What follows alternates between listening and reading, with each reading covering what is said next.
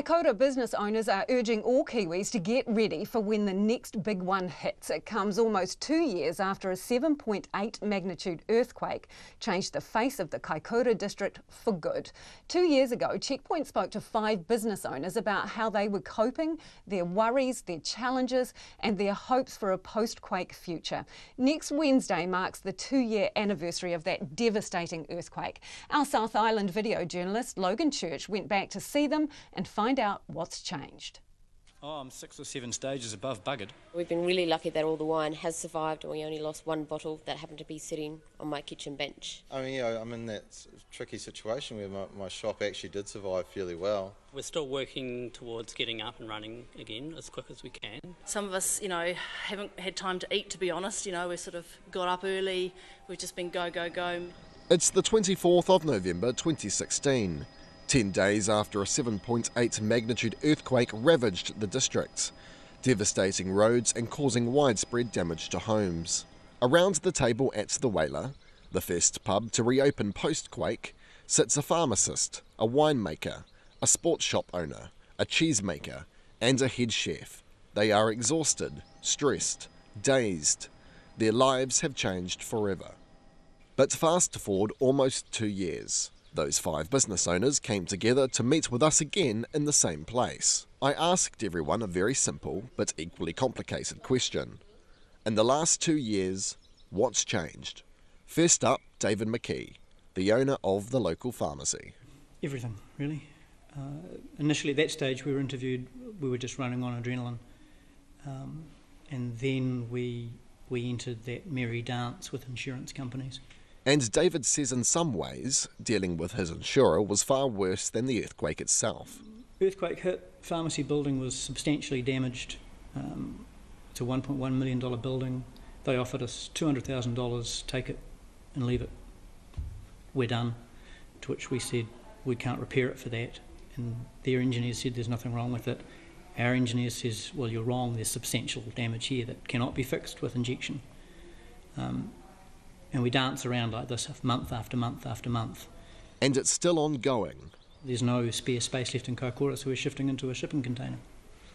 And probably only for a small number of weeks, but that'll be December and January, which is the height of our tourist season, running out of four 20-foot containers. Sitting next to David is Mel Skinner of Essel Wines. As far as the wine company, nothing has changed, and that's the reason I took on other contracts instead of working for my wine company. So for the last 23 months, I've been working doing economic recovery and just finished up doing that this week. I asked Mel what she saw working in her new role. Anything related with tourism was very heavily affected. So anyone that relied on people actually coming into town lost their market. Our market was down 60%. From the earthquake all the way through until that road opened. So that's massive for our businesses, and particularly they lost it right at the beginning of a peak summer period and then lost that for half the summer as well of the next summer. So all your retail, hospitality, accommodation and tourist operators were heavily affected. We did, the accommodation sector, we were able to work with the workforces coming through and utilising the accommodation for that. On the hospitality side, we also implemented the Hospo project, whereby the workers in the village, so there's 300 people living in the village, they use the hospitality businesses to provide their lunches and dinners as well. On Mel's left, Dwayne Fussell of Coastal Sports. Same question. How have things changed in the last 2 years? When we last spoke, it was every day. We were just taking it one day at a time. There was a different plan every day.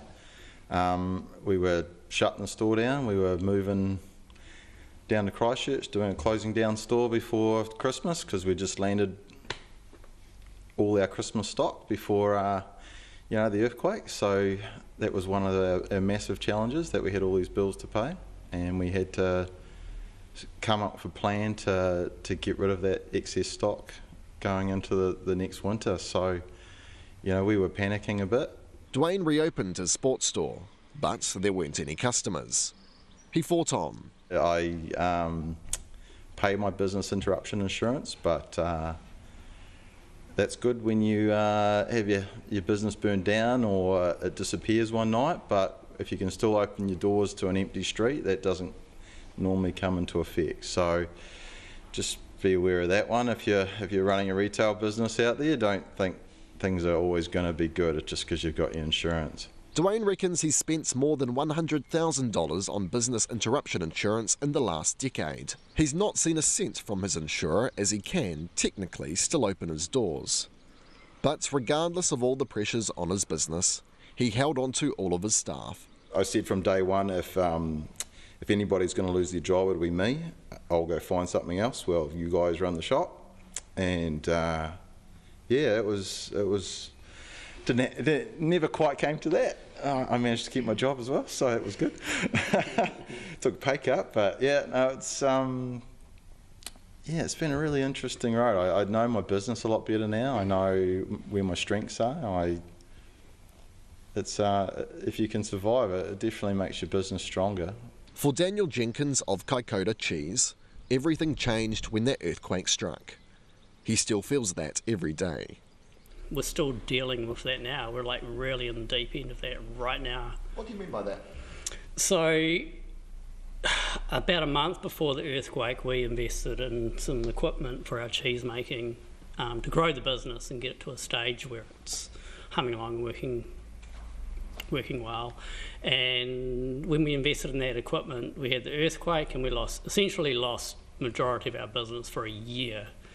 Now, anyone who runs a small business or a medium-sized business in New Zealand knows that just running a business in this country is hard, desperate, or in a lot of situations not even achievable. So to have your trade taken away from you for such a long time, and you try to dig your way out of that, it's going to take a few seasons to get through that. But now he's looking to the future. This week we're looking at, so it's the first time in 2 years we've been able to sit down and look at our long-term plan, our medium-term plan. So I think I'd love to see Kaikoura Cheese stick around, but I think we need to go possibly to that next step and look for an investor to help the business go where it needs to go. Finally, Fiona Nicholson of Hapuku Lodge.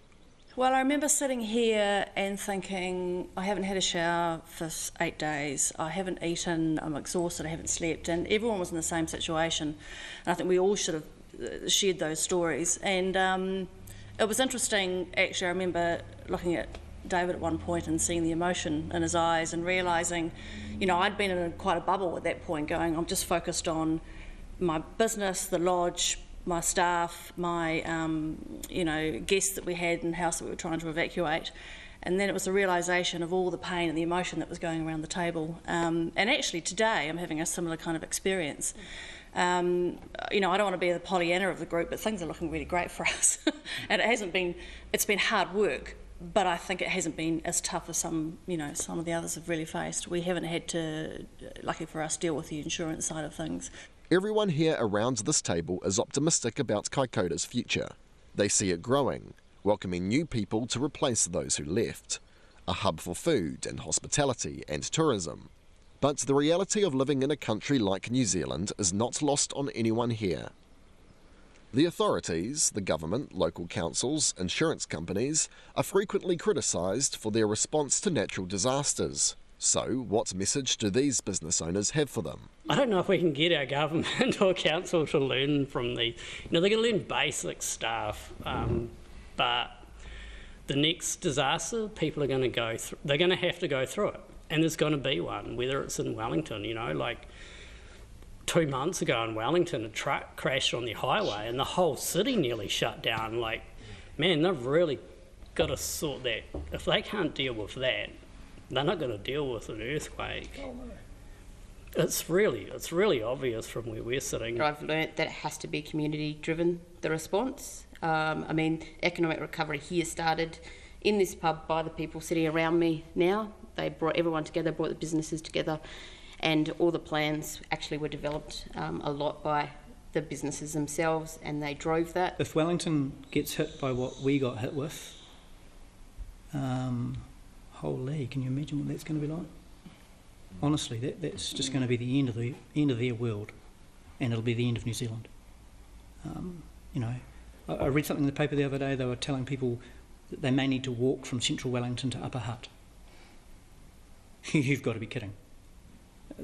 If that's your plan, well, God save us. And that was Checkpoint video journalist Logan Church in Kaikoura. Logan will have more from Kaikoura next week.